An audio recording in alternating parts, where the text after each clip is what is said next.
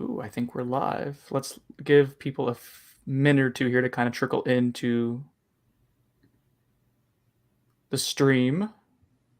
6 people are watching, Chris. Is that crazy? 6 right away. You don't seem impressed by that. I'm good with it. Heard it from a friend of mine. Putting this on the Twitter sphere as well. All right, cool. We're live. For the record, I got the live notification. All right. See, people, if you subscribe to our YouTube channel, you'll know when we're live. 3, 2, 1. Welcome to On the Bench. I'm Brendan Sinone. Chris Nee is across from me, or I guess next to me, how you're looking at the computer screen. And if you're listening to us on Apple Podcasts, Google Podcasts, thank you.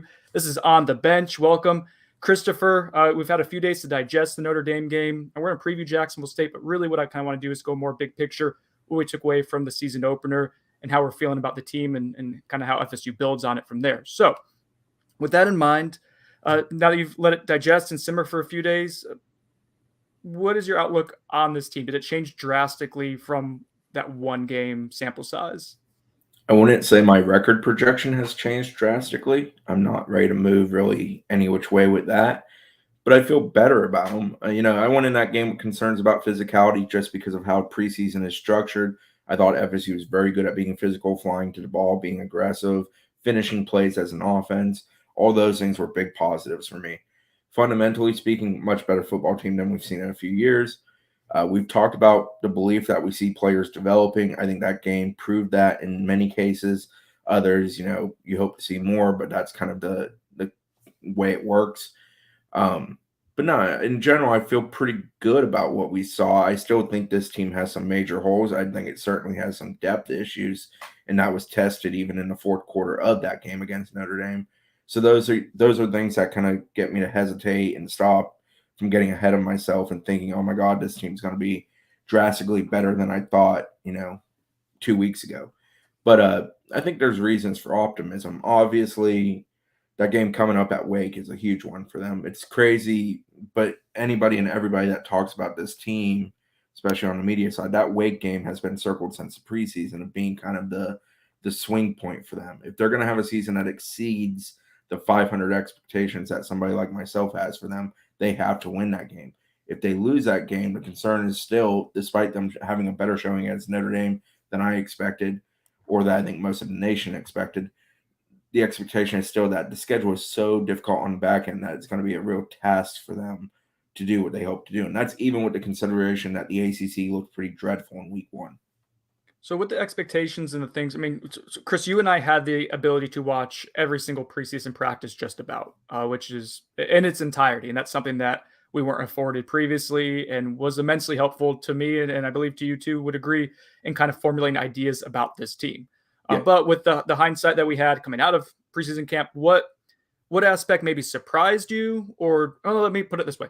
What was, I guess, kind of disappointed or went under your expectations, and what aspect of the game on Sunday exceeded your expectations based on what we saw in preseason camp? Well, I already brought up the physicality part, so I'll leave that out of this discussion. I would say the disappointed Jordan Travis was a better passer in preseason than he was against Notre Dame. And I'm not trying to turn Jordan Travis into a Heisman contender or a great passer. There are passes he's never going to be effective at making in his career that a true passing quarterback is effective at making. But I do think he is better than we saw on Sunday evening. I think he has improved as a passer more so than we saw on Sunday evening. What exceeded my expectations beyond the physicality standpoint? I probably would go with what the front four did, what the front porch and the defense did. One, holding Notre Dame to so few running yards. I knew it was such a point of focus for them, but that's an incredibly impressive job that they did. And also, they got after it, and they got after it from the word go. Jermaine Johnson was great in the first half. I thought Keir Thomas was really good in the second half. I thought Robert Cooper turned in a good 4 quarters. I thought Fabian Lovett played well. When they brought other guys down to help at the line of scrimmage there, I thought they did an effective job. Quayshawn Fuller had 2 plays that flashed. Last year we thought the D-line was going to be the strength of a team, and they ended up being a miserable mess that wasn't effective at all. It was pleasant to see that actually prove true this year. And I just add to that, yes, the defensive line was awesome. I thought the linebackers and stopping the run, DJ Lundy specifically, triggering it and taking on blockers and spilling it. And then Kalen DeLoach was a pretty steady tackler. He exceeded my expectations. I was a little skeptical on what Kalen was going to do, just based on, we heard good things about him out of last preseason. He looked very quick and aggressive this preseason, but I want to see that translate over to a game situation. That was better than I thought, both DJ Lundy and Kalen They DeLoach. settled in a bit. The backers started kind of rocky, especially on those first couple drives, but they did settle in pretty well.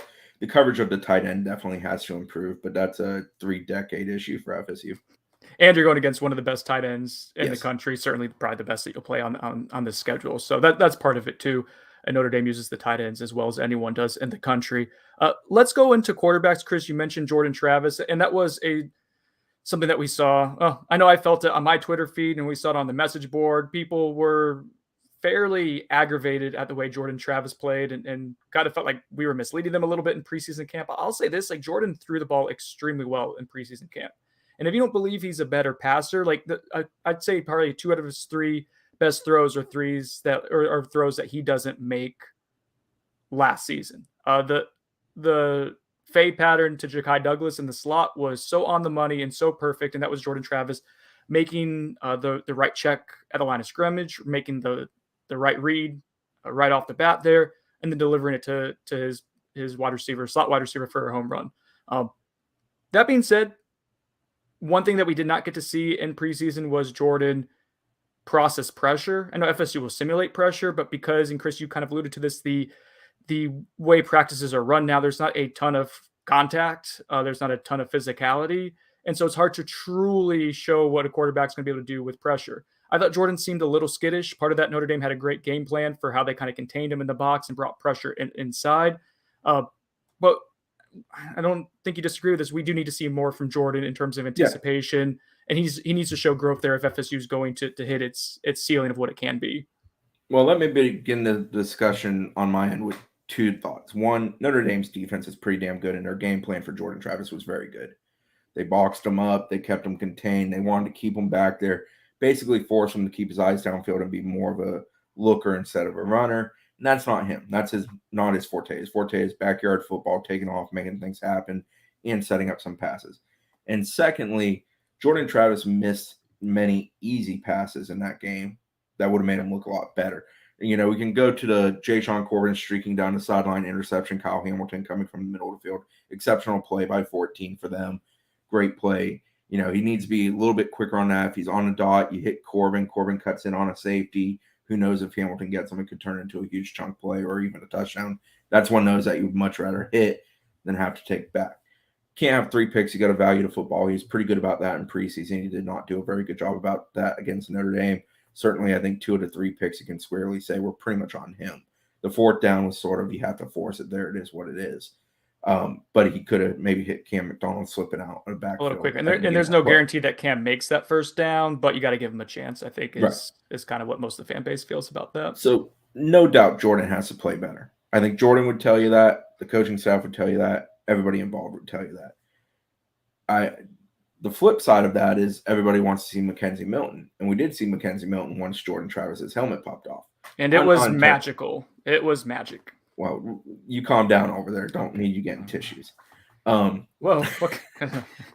Kid show. I don't know that we see Milton in that game if Travis's helmet doesn't pop off. Watching pregame, watching Milton throughout the game, it did not credit itself to the ideas we're going to play Milton and we're going to play him a lot. And I do think this year they're going to play both a lot. I just don't know that Milton was physically or game plan wise prepared to be a major part of that game because of circumstances leading up to that game. Certainly not in the first half. He did not look like he was engaged to go on this. I shouldn't say engaged. He was paying attention on the sideline. Engaged. Yeah, I mean physically yes, that's what. Yes, let me correct myself there. Yeah, physically, I mean he's massaging his leg with a massage gun. His knee brace wasn't ready to go. It's almost like at halftime they said, "Hey, there's a chance we may need you to come out in the second half and do something."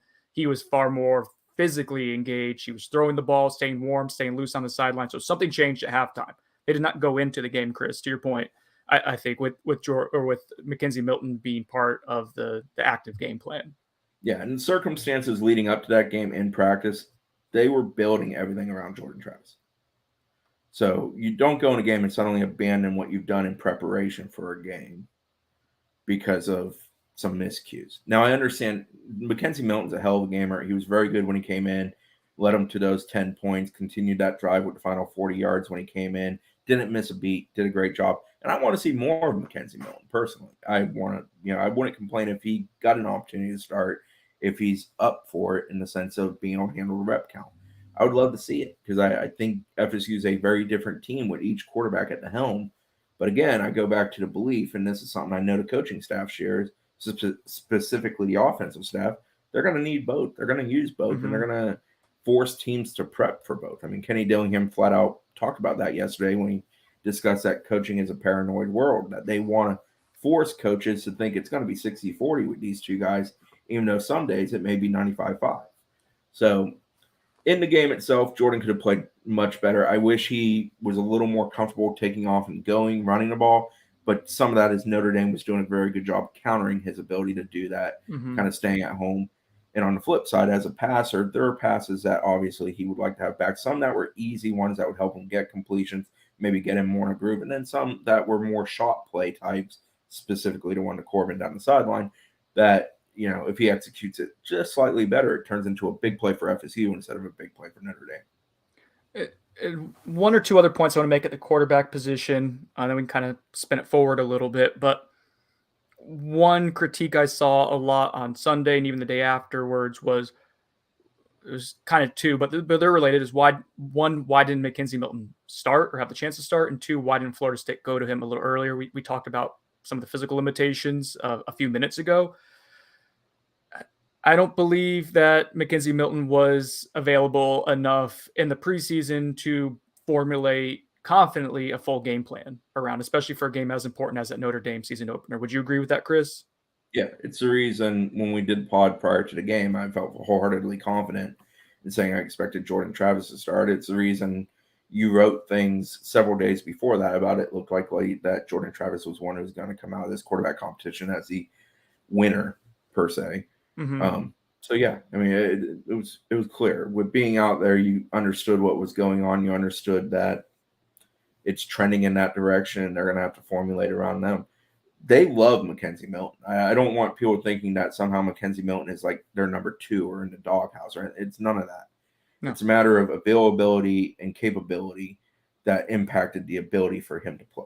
And I believe going forward as the season progresses, I mean, they're going to want, Chris, you mentioned this, and let's talk about the 2 quarterback system, or hell, maybe even 3. Like Chubba Purdy's probably going to get some runs sporadic, here and there during the course of the season, probably more so later on in the season, but he's someone who's going to get sprinkled in there, especially if they're in, blowout type of situations. They want to get him ready as well. And they also want to conserve the amount of reps Mackenzie Milton's taking. And I think the amount of hits that Jordan Travis is taking. That's what I'm going to say here, is that there is not evidence or a ton of confidence right now that Mackenzie Milton can take every single snap at quarterback during the course of a game, or even a majority of them. So you're going to need to see at least 2 quarterbacks this season if you're Florida State, and 2 of them to be effective and play off each other well the remainder of the year. So I don't know what's going to happen on Saturday against Jacksonville State. I don't know what's going to happen the following Saturday at Wake Forest in terms of how those quarterbacks are kind of integrated into the game plan. But I would fully expect Jordan Travis and Mackenzie Milton to play in both of these games coming up. I think if they're both available, they will both play. And Tuesday and Wednesday's practices and watching those, both of those guys are getting prepped for a game. Yep. Just put that in there. That I am interested to see. It's kind of a weird deal because Jacksonville State's one of those teams, obviously, you mark down as a W. You believe you can win without being at your full efficiency. But I am interested how much they maybe try to push Mackenzie to see, or do you hesitate to do that because you do have a more important game coming up the week after and the week after where you maybe need more of a rep count from him? Or do you see here if he can do it now for that? That's probably one of those discussions that he's having with the coaching staff and that the coaching staff's having internally. And I'm interested how they approach it when Saturday rolls around. I got a question from a YouTube listener, B Damp Man yes. BD. Yes. So So he asked, I know you're a journalist, but did you guys get excited seeing the way they fought back in a way that momentarily takes you out of an objective media perspective? Real quick, I'll let Chris answer this because he's covered this program longer than I have. He went to Florida State. I think people who listen to this know my admiration for Mackenzie Milton and the UCF football program, as well as enjoying Florida State. Seeing what seeing the energy that defense played with and the atmosphere that Doak Campbell Stadium responded with, and Bobby Bowden honoring him, and seeing Ann there pregame, all that stuff was magical. And as FSU mounted its comeback, it was exciting and it was fun to see. When Mackenzie Milton got in the game and started doing what he was doing, I mean, the press box, not just us, but the press box was like laughing and looking around at each other and smiling. You were realizing you were seeing something special in that moment that kind of magnified this whole night. That was indeed a really special evening. So yeah, I mean, as a journalist, it was hard to not enjoy what we were watching. That's what I would say. Heck yes, I enjoyed it. I mean, in recent years, when FSU got down 18 and the wheels felt like they were falling off, suddenly somebody threw a bomb on the bus and blew it up, and it was all just a bloody mess. Games didn't recover. It was over. It was a mess. It wasn't fun. It was non-competitive. I hate that. I don't enjoy that with teams I don't care about. So imagine a team I do care about. Watching them battle back, fight, give a damn, play 60 minutes of football, force overtime, all of that. I thought it was a fantastic statement for the culture of this program. It has hit a U-turn and it's heading in the right direction. It's not quite there. It will take a little bit more time. But I think you see leadership. I think you see guys that are confident. I think it says a heck of a lot. Recent years, guys, the minute that doubt creeped into the head of a lot of players on this team, they were done. Mm-hmm. And that's awful to see, but you get it. They've had 3 different coaches in a 4-year span. Strength and conditioning keeps showing all the factors that played into it. For once, it felt like a group of guys that had been together for a whole offseason decided we're going to fight together. And I love seeing that. I hope that's something that continues, win, lose, or draw going on this year, because there's going to be other tough moments. And whole preseason, he said it over and over, Mike Norvell, we're going to have tough moments. It's all about how do you respond. And that's cliche. All coaches talk about it, but it is true. If a team responds effectively in tough moments, they're going to do something in a moment where they shouldn't do it. They're going to pull off the upset against a team they probably shouldn't beat, things like that. And we almost saw that on Sunday.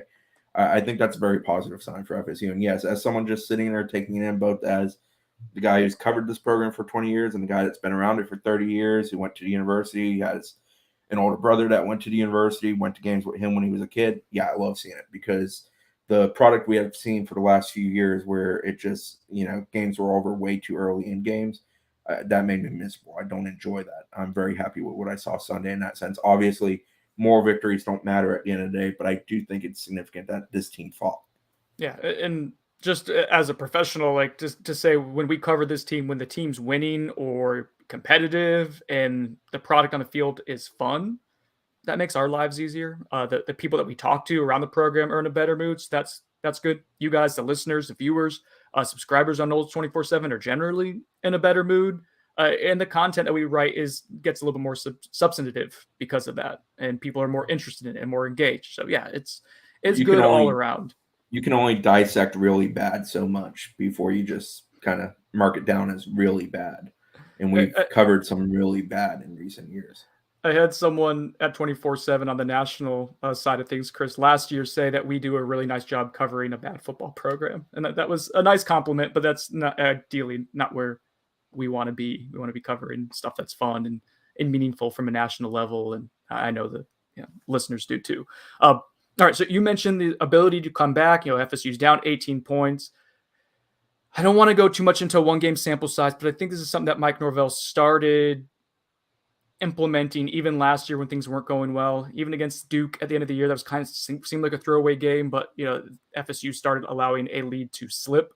And they were able to recover and finish that game against a Duke team that was kind of checking out, to be fair. But I think that what we're starting to see, and that's me going with a 2-game sample size here, going to the last year and this year, Chris, I think we're starting to see this program take on Mike Norvell's personality a little bit, which is ultimately, like, I think that's what happens for college football. A coach is there long enough, the program starts being built in their vision, good or bad. And we've seen that the last few years. When it was bad, it can get real bad if the person at the front of the program isn't leading with confidence. And one thing we've heard about Mike Norvell for a while now is that he leads from the front, that he is, and we see this in practice, that he is unrelenting with his energy. He is aggressive in the way he coaches his team, but he moves so smoothly into, coaching key moments and then, getting on someone's butt for not doing something right. I thought we saw that on Sunday, man. I thought we saw this team kind of show a little Mike Norvellism. I don't know if I'm getting too poetic with it there. Well, he preaches response. We saw response. He preaches finish. I thought they did a good job finishing despite losing. They put themselves in a position to have a chance. And yeah, it's unrelenting. I mean, heck, fast forward to this week practice. There's a certain veteran receiver that they need to be a dude for them, need to help them. And he wasn't having a good practice. And Mike Norvell was having none of it. He let him know. Mike Norvell may have told Andrew Parchment with some key words, but one of them that we can say on air here was finish. He must have yelled that at him 20 times in a row to hammer the point. Preaching at him not to be mediocre. Don't accept mediocrity. Mm-hmm. Good is not good enough. Those type of things. And it's good to see. You need to have that. The next day, he's loving up Andrew Parchment and saying, hey, good. He's making sure he's praising. Effort on Wednesday was excellent in comparison to Tuesday. So, yes, seed was planted and something grew. Stick and carrot, which is kind of always constant with Norvell. Coach-led teams are usually good when the team looks like the coach. Greatness comes when it's player-led. Player-led, yeah. And that's the next thing for FSU. I think there are some guys who are doing an excellent job with that currently. I'd throw Love Taylor, Dylan Givens, Keyshawn Helton Jayshawn Corbin, Keir Thomas, Jermaine Johnson.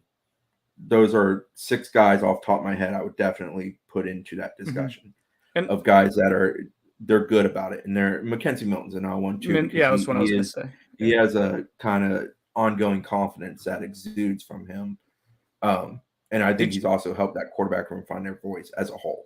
Oh, Jordan Travis is, and we'll see how Jordan responds after not having a great game against Notre Dame, but Jordan's confidence level, and to be fair, like Jordan didn't shrink. He did not have a great game. He had 3 interceptions, and he goes ahead and leads them on a touchdown drive to make it, 28-38? Yeah, he led them to 28 points, had them driving on the one that made it 35, and obviously the field goal makes it 38, Yeah. So I guess my point being, even in the face of not playing well, he still scored 28 points and was leading another drive that had potential to be a scoring drive against a defense that really doesn't give up 28 points per game. I think they just did that twice last season.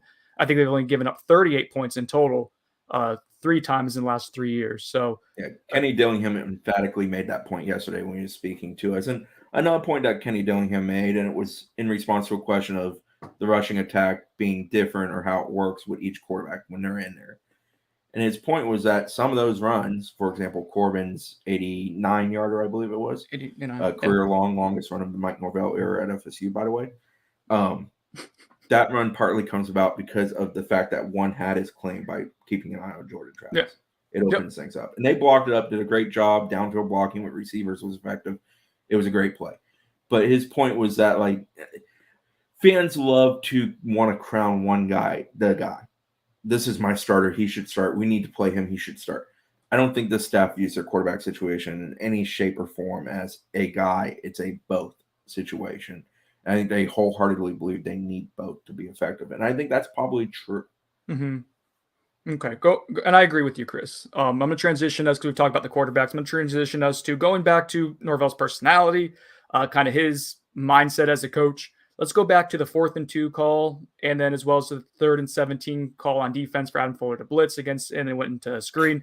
Both coaches talked about those play calls this past week. We've talked about it in our instant reaction pod, but now that we've gotten the coaches to delve more into it and watch film and whatnot, like let's get into it. So I'm going to go into Norvell's quote on that 4th and 2 call to remember the situation. FSU's offense was kind of sputtering. I think they'd had 2 3-and-outs in a row. They're at Notre Dame, or they're on their own side of the field. They basically do 2 wildcat calls in a row, signifying to the world, hey, we're probably going to go for it on 4th down. And if you watched Florida State football last year, you know that Mike Norvell is comfortable going for it on 4th down when his team is backed up to its own side of the field.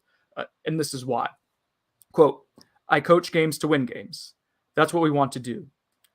There's things that as we go into it, I'm going to have a feel for on how I want to attack, what we want to do, and I'll reevaluate every decision that's made throughout the course of a game to make sure I'm putting our guys in the best position to win. I've got a lot of faith in how our guys are going to play. He continues, there was a situation where we were in a very short field there defensively. Chris, yes, you can apply just for yourself for the UNC game. Thank you. Not like I'm reading on my phone right now. Focus and own. Focus. You're texting me. You're texting me. But we were in a go situation, trying to continue a drive and a possession. At the end of the day, I have the utmost faith in our defense if it doesn't work out, that they're going to get a stop. Let's see. Okay, a little bit further on. There's a lot of factors to go into that, but there's some times where it's going to be a 50-50 call, and the one on Sunday was not. Mike Norvell uses analytics during the course of a game. FSU subscribes to, at least that I know of, at least one analytics live stream where they're getting live data as it goes in, as the game progresses, of what to do or what the best call or situation is statistically. They may even have more than one. You're trying to get more information, as much information as they can. But in that moment, Mike Norvell is telling us that the number said if FSU wants to win the game, you have a better chance of winning by going for it on 4th and 2. And they went for it, and it didn't work out. And Notre Dame goes and scores, and that call might ultimately, like, you go into overtime, and that's a situation that potentially loses you that game if you want to boil it down to one situation, which I don't think is a good practice or fair to do. But macro, big term, big picture, that's going to pay off for you down the road. It will. And from a game production standpoint, from an outcome standpoint, that will pay off for you at some point down the road because you are playing probabilities that are saying this is the best decision to win a game. And I think from a culture building standpoint, that is going to help the program long-term as well, because guys know they have a coach who is playing to not be conservative. I wouldn't even say he's being aggressive in that moment because he's going with what the right numbers are to win a game. He's a coach who wants to win and wants to be competitive. And I think as a player, Chris, I think that's something that you end up buying into and believing in down the road. Yeah, and that's the point you actually made in the instant reaction, is that it's about sending a message to your team that we came here to win. It's not getting blown out. It's we're trying to win this ball game. I didn't love the plays leading up to it. I believe it was Wildcat back-to-back, if I recall correctly. Yes. I didn't think they set themselves up for the 4th down situation if they were in the position where they believed they should go for it. And the 4th down play didn't go well. McDonald sliding out of backfield, he misses him. It gets forced in, turns into an interception. All that. And I don't know if all the wide receivers were in the right spot either, too. Like it did not seem. You can criticize the call as much as the decision. Yeah, I like the idea of going for it. I didn't love the execution leading up to and in the moment of going for it, in the sense of play call and execution, putting yourself in a position to be successful there. But I'm all for going out there to win, especially in a game that most people don't think you're going to win. Mm-hmm. So I do think it sent the correct message to the team. I do think it's about the long-term plan, the long-term goal, the long-term effort in putting something there. And truthfully, it's not like defense was shutting Notre Dame down. I don't know that giving them a longer field, it would have been probably 70-yard field with an effective punt. I don't know if that drastically changes it, but Notre Dame is kind of conservative and the type of team that, even if they gain 30 in that drive, they're probably still punting. So right. I don't know. You can second guess things all day with coaching. I didn't hate it, but I also didn't love everything that led to the moment. And I felt that way after the game, and after rewatching the game and hearing comments by him, I still feel that way. Mm-hmm. Yeah, when you do Wildcat twice in a row, you're kind of signifying, I guess, what's coming next. Like you're saying, we're not going for the first down on 3 downs, we're going for it on 4th. So Notre Dame's probably able to kind of play ahead a little bit and prepare and have something ready to go. So yeah, it's fair to critique it, but I think people need to understand there is a bigger picture at play here than just that sequence of events. And I think the fan base generally does understand it. I'm just trying to spell that out for some others who are being critical of that holistically. Going to the 3rd and 17 blitz, I think they sent 6 guys with Notre Dame backed up. I think they were like Notre Dame was at their own 25 or 30, somewhere around there. It's 3rd and 17. FSU blitzes, and unfortunately, it's right into a very well executed and choreographed running back screen, turns into a 50-plus yard reception. One, props to Kalen DeLoach for hustling downfield 55 yards to make that tackle. That's culture, that's buy-in, that's what you want to see. But the actual play call, Adam Fuller was criticized for that after the game. And here's what Adam Fuller said. Quote, great play call, or a bad call against a good call, whatever you want to say. I do love Adam Fuller. He's very, very transparent. We are always going to try to be aggressive. A lot of things go into good calls. A lot of things go into bad calls. Like what do they do in those down and distance at the place on the field? What do they do historically versus now? There's momentum in the game. All those things go into those calls. We could have executed it better, but at the end of the day, that is on me. Uh, uh, Listen, the defense played hard. They were in position for the most part in the game. Unfortunately, they got burned on a few chunk plays, and that's a big difference in the game. Last year, we're being critical of Adam Fuller for playing off coverage and not being aggressive enough at times on passing downs. As a fan base, I feel like you're trying to remind me of the NC State game last year and bring up bad memories.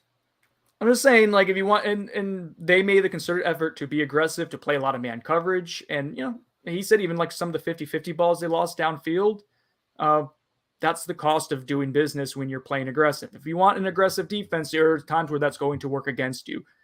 There are a couple examples of that. Ultimately, like, yeah, maybe, well, definitely in hindsight, play safer and more conservative in that situation. But again, we're talking about something more holistically. If you want to be an aggressive blitzing defense, it's going to show different fronts and have linebackers coming from different angles. If that's what you want to be, and I think most fan base would want that defense to be aggressive, that's something that I think you kind of have to live with sometimes. It just sucks that it happened in that situation, and it wasn't just a first down it gave up. It was 55 yards and change field position.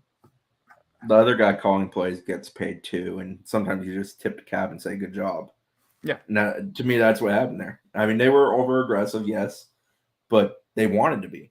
FSU went out there intentionally to try to get a huge play defensively, a huge stop, flip the field, completely flip momentum, and instead Notre Dame pulled off a hell of a good screenplay.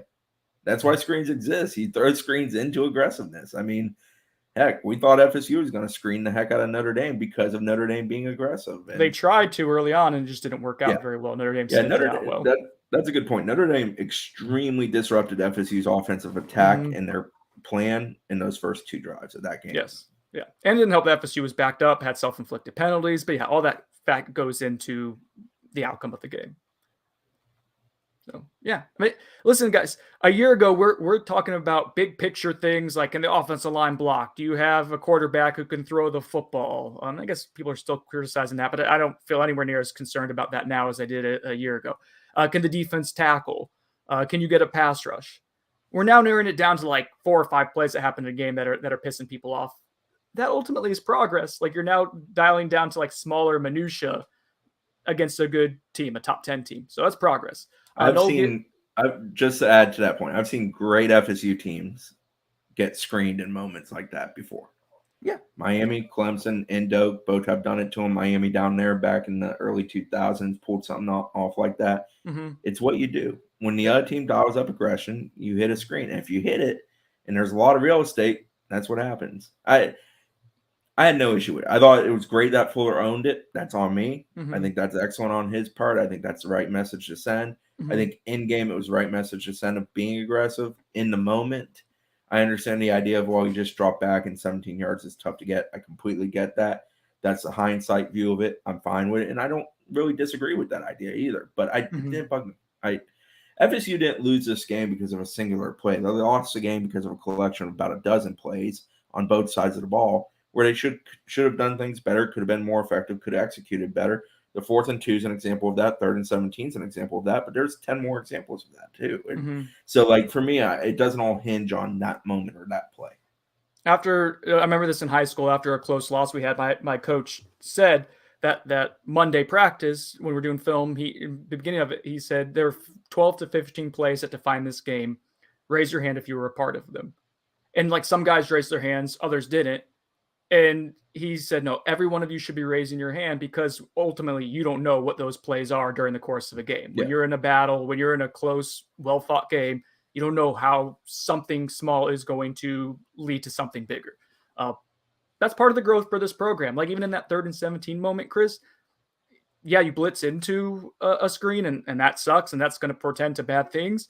But, as you get more experience and you learn more and take those moments and build on them later, like maybe a linebacker peels off or a defensive lineman peels off and realizes, hey, I'm getting back here way too quickly, and you can cut it off. And maybe instead of a 50-yard gain, it's 20 yards or something like that. Notre Dame's still on its side of the field. So big picture, growing, building the program. Noel Gifts, who's the creator of the Chris Nee machine gun gif, asked what specifically in the Notre Dame game was the most pleasant surprise for you. We talked about compared to preseason and preseason expectations, but going into that game, the way they executed, I do want to shout out this position group, Chris, the offensive line run blocking, and then just the execution by the running backs to be patient, to hit holes. We knew they could read holes well, both Jayshon Corbin and Trayshawn Ward, but the speed and the burst they showed, especially Jayshon Corbin, to apparently hit 20 miles an hour and then some on the GPS tracker on that 89-yard touchdown.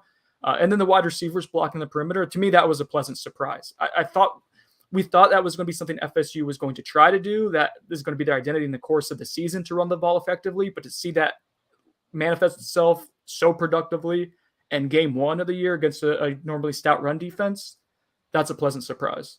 Yeah, 264, I think it was on the ground for FSU, which is Big time. pretty outstanding. I loved watching Corbin streak down, running like he did. I knew he was healthy watching him in the preseason and talking to him a couple times in the preseason. He made it clear that he felt the best he had felt in his college career, but it was great to see it in action. I didn't think that dude had a 90-yard run in him against an effective defense like a Notre Dame. I think his longest run before that was like in the 30s. I think 34, 35, somewhere in that ballpark. So, that was a drastic departure from what we've seen of him in the past. To answer the question that he posed, I would say effort. I thought the effort across the board on both sides of the ball by players was excellent, and I thought it was consistent. Now, there were missed assignments, there were missed tackles, there's things they got to clean up and things they got to do better, but effort goes a hell of a long way in a football game. If you make an effort on every play, good things tend to happen. And I thought, after watching the football team over the last few years where we learned words like loafing, I thought it was great to see that. Chris, did you realize? Oh, I'm not giving him a pass. Marcus Lee says, I can't believe Chris is getting one of Fuller the a pass. worst defensive play calls in the history of football. Okay. One of us is going a bit extreme here, and it's not me. I'm not did you know pass. You had millions of snaps that you could have seen in the history of college football, and you saw one of the worst ones in person? I'm not giving him a pass.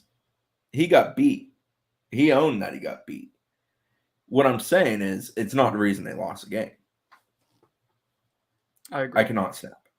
Can either of you snap, or do you have eligibility remaining? Newton, no, I'm actually a accomplished long snapper. Now, it's a bit of a softball, but it will get there. I don't know if that's going to help when someone's lined up right over in front of me, 300 pounds, and knocking me on my butt. So, listen, the snapping has to get better. It's something that we talked about in preseason camp, with Maurice Smith not being 100% and still kind of being a game time decision for Jacksonville State. I'm going to imagine you probably give him as much rest as possible for the game that really matters against Wake Forest. Bavion Johnson's going to have to get better at snapping. He's got to be. Or you got to find someone else on the roster who can. I know they do some cross training, and I think Darius Washington has done a little bit of that. He's talked about it. He did it some his freshman year in practice, but not really a natural snapper. Man, I don't know. That's just something you're going to have to figure out. Let's see here. Chris, you still salty that someone... I'm not salty. I think that's a misinterpretation of my comments. I'm not giving him a pass. I like this because usually I'm the one who gets attacked on stuff. This makes me feel better. There's a good question here that I want to transition to something. Oh, here we go. Jared's a big supporter of us. Who are you looking for to step up in week 2? Mine would be Parchment. You know what, Jared, that's a good place to start. Andrew Parchment being engaged and having himself a big game would be very, very nice. I'd go with the receivers as a whole because of some of Jordan's struggles in that first game. The receivers weren't really involved near as much as I think they had hoped they would be. We saw some good stuff from Malik McClain, Darian Williamson, but I think we're going to see a little bit more from the receivers against an opponent such as Jacksonville State. All right, Newton Noel wants to ask, and let's use this as a way to transition to Jacksonville State. I think we've done what we can do on Notre Dame game, and that was a lot of fun, and let's see what it leads to now in the future. Newton Noel asks, what things do you want to see versus Jacksonville State that will show improvement? So I got a couple off the top of my head. We talked about snapping. That's going to be one of them. All right.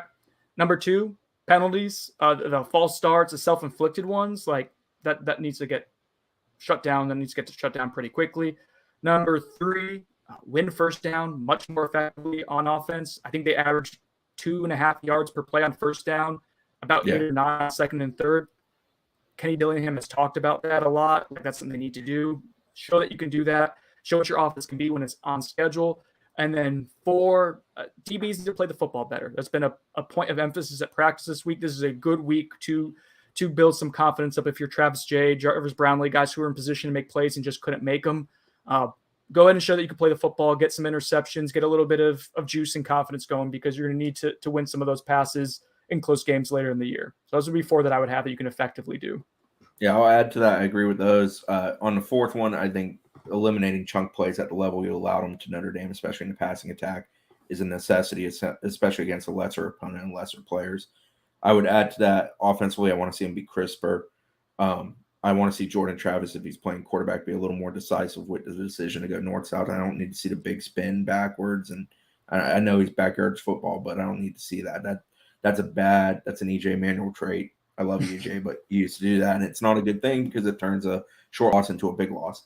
I need to see him be a little more north-south in decisions at times and just go. I guess I'm going to stick with my belief that Notre Dame did a good job of corking that up to some degree, but I don't need to see that become a trend of him kind of evading backwards like that. Real quick, Chris, it did remind me, correct me if you disagree with this, but the way they used Jordan Travis and the way he played, it reminded me of sometimes a freshman, and Jordan was extensively, he was a redshirt. Was he a redshirt freshman last year or a redshirt sophomore last year? Eligibility doesn't exist. That's why I'm having such a hard time with it. He was a redshirt freshman last year because he redshirted his first year. No, he would have been a redshirt sophomore. Oh my God, going off the rails. He's a redshirt sophomore again, though, which is why this is so confusing to me. But it reminded me of sometimes when a true freshman has a really efficient season as a quarterback because the offense is scaled down a little bit and you're playing to what he can do well and eliminating a lot of what you don't think you can do well. And then that next year, that sophomore slump, which is kind of cliche, but not kind of, it is a cliche. But then that next year you put more on them and there's a bit of a regression statistically before a breakout again in year 3. That's what game 1 against Notre Dame reminded me of, where they were trying to do more things with the way he was throwing the ball and where he was putting it than they had done in the past. And it seemed like things were still moving a little fast for him. So I wouldn't be surprised if you just scale it back just a little bit and say, okay, this is what we can do effectively. We can still do more than we could do last year for sure because he's throwing the ball better. He has more confidence as a passer, but maybe we tried to bite off a little bit more than we could chew. Some of that goes back to your comments about first down success. And Jordan's a part of having first down success, but the entire offense is. Better first downs will put him in better situations to have success. Okay. Hey, it's all good. Asked, does Casey get the start or does Travis get a chance to tune it up before the Wake Forest game? So against Jacksonville State, I don't know who's going to start. I think there's a pretty good chance, as long as no one pulls a nail here or something like that on Thursday's practice, I think there's a good chance we see both pretty equally. I will say that I think you'll see a pretty equal amount of series for each quarterback to kind of let them both get into a groove and a rhythm before Wake Forest. What do you think, Chris? The most intriguing storyline to me is how much do we see Milton? How much do they use him? Do they start him and push him?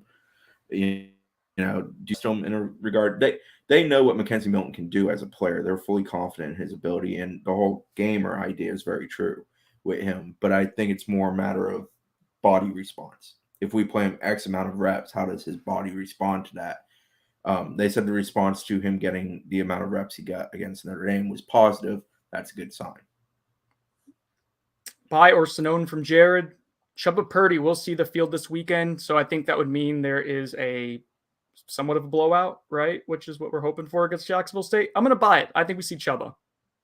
Yeah, I think a series or two at the end of the game is a distinct possibility. Hopefully, last year, Jacksonville State made it a little uncomfortable at times. Hopefully, we don't have a repeat of that. I don't think this Jacksonville State team, especially based off their performance against UAB in their opener in the Crampton Bowl, I don't think they're quite that caliber of last year's.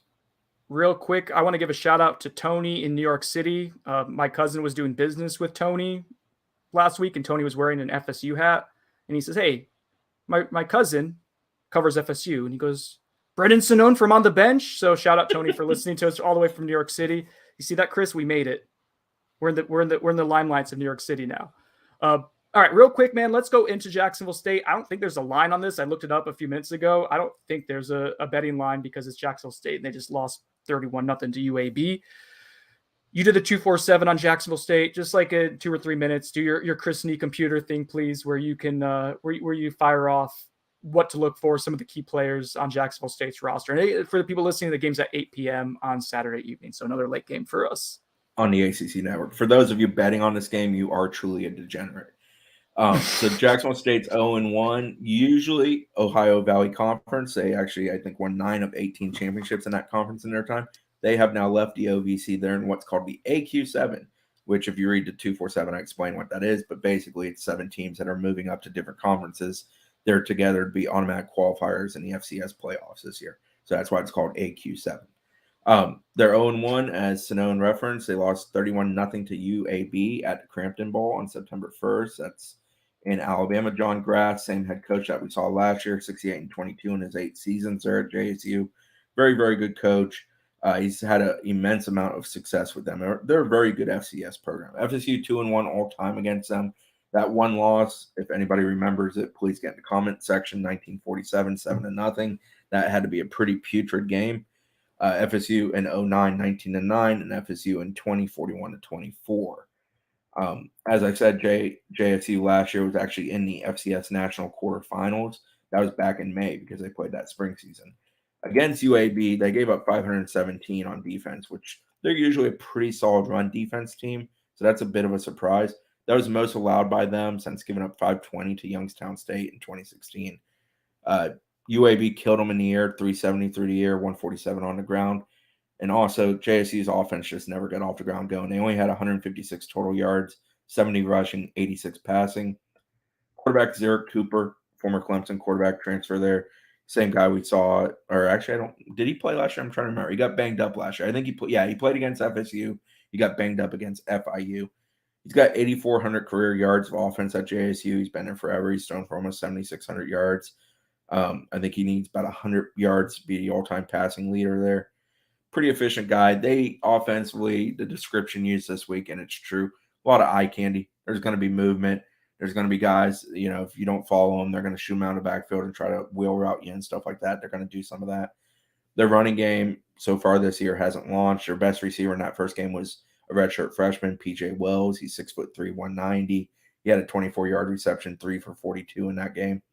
Defensively, familiar name for FSU fans that follow the transfer portal, DJ Coleman, talented defensive end. He's somebody that actually was jumping in the portal at one point. FSU was going to be a major player. In 37 games, he has 133 tackles, 26.5 tackles for loss, 14 sacks. So very talented guy up front. And then another guy on their defense who I think definitely could make the jump from the FCS level to P5 is Nicario Harper. He's their safety. He's up for the Buck Buchanan Award, same thing that Coleman's up for. That's essentially the best defensive player at the FCS level. He's a talented 6'1", 205-pound safety back there, can do some stuff. So, yeah, they'll do that. And then they have an offensive lineman, Tylen Grable, another kid. He's a preseason All-American at that level, 6'7", 290-pound left tackle, redshirt sophomore. He's the kind of kid that if you're looking at future transfer-type candidates at this level, I think he'll be in that discussion. But, it's tough to judge a team off one game, but they were pretty dreadful against UAB. That is not traditionally what they have been over the last, 7-8 years with Grass in charge. So I think it'll be interesting to see how they respond. But I don't think offensively, unless you let Cooper run wild and kind of create a lot by himself, I don't think offensively they got enough weapons to kind of keep up. Real quick, I'm trying to think of which one I want to go to first. Okay, real quick, we've had a couple of different people ask about Emmett Rice's status moving forward and Thomas Schrader's. We said about 2 weeks ago that we thought Emmett Rice would be someone who could potentially start getting ready to see the field like maybe a month into the season. I think that's still probably a pretty realistic timeline, give or take a week or two. But I think he's someone who's trending to get there, but still has to get back in game shape and get more added onto his workload. Ramping up a bit every day. It seems like he's trying to do a little bit more. He's certainly engaged. It's more a matter of seeing him plant, cut, and do those things on that leg. Yeah. For Thomas Schrader, I'm skeptical that we see him this season. If so, it won't be until the back half of the year. Yeah, he's still present at practices, so he is still, in that sense, engaged with the team. But it's very much him on the side doing his own stuff, rehabbing. He doesn't look like a guy who's real close. Like Love Taylor, for the week, 10 days leading up to when he truly got back to practicing with this team, he was doing stuff that led you to believe he's very close to getting back to engaging, getting in contact. Schrader hasn't shown any of those signs yet. Hey, it's all good, asks Buyer Sonone. Corbin goes for 200 yards against the Gamecocks this Saturday. I was thinking about this yesterday when we were talking to Kenny Dillingham and the offensive guys. I don't think he'll go for 200 because of the fact that they're going to use the 3 backs. I think it limits his ability to have the at-bats to get to that number. I do think they can rush for a hell of a lot. But as I said, JSU traditionally their strength defensively is stopping the run. UAB eviscerated them through the air, so it'll be interesting to see what FSU does and how that plays out. Okay, so what would make you? So we're looking at this Jacksonville State game as kind of a tune-up, as a way to get right after a really physical game against Notre Dame on a short week, and then you have a absolutely critical ACC opener against Wake Forest the following week. So what would make you feel good about FSU's chances against Wake Forest and then Louisville and the rest of this first half of the schedule, Chris, based on what you see Saturday against Jacksonville State? What are you looking for? More so just start sharper, crisper. Offensive efficiency improves, namely in the passing game. Stay healthy. That's obviously crucial, especially at some positions like the offensive line. And then defensively, I want to see, don't allow JSU to be busting off chunk plays against you. They're not the kind of offense that warrants chunk plays. So, Notre Dame kind of took what they want through the year against FSU in the sense of chunk plays. I don't want to see that continue. I want to see FSU win one-on-ones, win those kind of battles. It's essential that FSU is a better one-on-one team on both sides of the ball this year. That's something that we've harped on all offseason. Obviously, in the first game, truthfully, it was something that came more true on the defensive side of the ball than the offensive side of the ball because of the fact that, Travis Jay had 2 hit on him. There were some other instances too. I would add to that, and we talked about some of the smaller things that you can realistically clean up in the span of a week. I would love it, and I would feel really, really good. And this would maybe start making me think, okay, between 5 and 6 wins and change it to 6 or 7 on the season outlook. If your intensity level on defense gets anywhere close to what it was against Notre Dame. I understand the atmosphere, the opponent, all of that made it very easy to get up for that game against Notre Dame. I'm not expecting you to hit the same. If that was 100% intensity, I'm not expecting you to hit 100% on Saturday here. But if you get up to 90%, if the defensive line can again set the tone, if the linebackers can again be physical, if the defensive, the safeties, the defensive backs like Jarvis Brownlee, Sidney Williams at safety, are coming downhill and being thumpers and being engaged and being aggressive again, I think that gets me really excited for what the defense, because that means your defense is going to carry every single week. Self-motivation. It may not always be pretty, but that means they're buying into Adam Fuller. It means he's getting them to be engaged. If they come out and they look lackluster and, they're allowing chunk plays, like you said, or they're allowing sustained drives like they did at times last year against Jacksonville State, then I get a little concerned about the upcoming weeks. Are you going to be a team that's kind of more of a front runner, or are you going to be a team that is self-motivated? That's what I would like to see on Saturday. Do you have a prediction, Christopher? I don't know if this is one I'll definitely put on paper, but I'm feeling like a 45-10. I was going to say 42-10. I think 45-10 would be a good showing in the sense of you did what you need to do defensively, and the offense got a little more efficient and busted some things. All righty. So this has been our Notre Dame extra recap episode, along with a little bit of Jacksonville State preview. For Christopher Nee, I'm Brendan Sonnone. We'll hit the instant reaction on Saturday evening, probably Sunday morning, like wee hours in the morning with Josh Newberg. And we'll get back to our regular podcast schedule next week with FSU having a normal schedule. So thank you to everyone for listening, for watching, for subscribing, both to our podcast on the bench on iTunes, Google Podcasts, I guess it's Apple Podcasts now, Spotify, whatever. And for doing so here on YouTube as well. We are almost up to 1,000 subscribers. Tell your friends, let them know we're doing this pretty regularly now. You can see our beautiful faces fairly often. So subscribe to YouTube. All right. Thanks everyone for listening. We'll talk to you guys in a day or two.